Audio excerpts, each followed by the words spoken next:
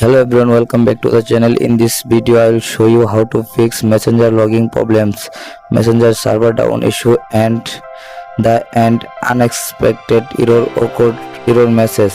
You can see this is the problem, how to fix it. Okay, let's get started. First, make sure your internet connection, my internet already connected. Okay, back to home screen and go to Google Play Store or App Store. Tap on search bar, search for messenger. Now tap on messenger and check update your messenger app. My messenger app already updated to the latest version. Okay, back to home screen and now restart your phone and reopen it again your phone.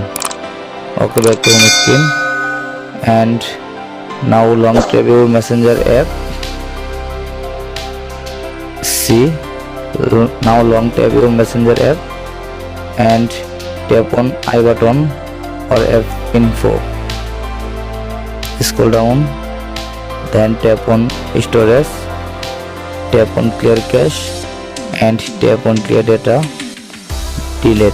Okay, back and now tap on the permission option and first to last allow all permission. First calendar allow back, second camera allow back, contacts allow back, location allow back, and another microphone, music and audio, nearby devices, notifications, and turn on or enable notifications option, back, and phone, last photos and videos.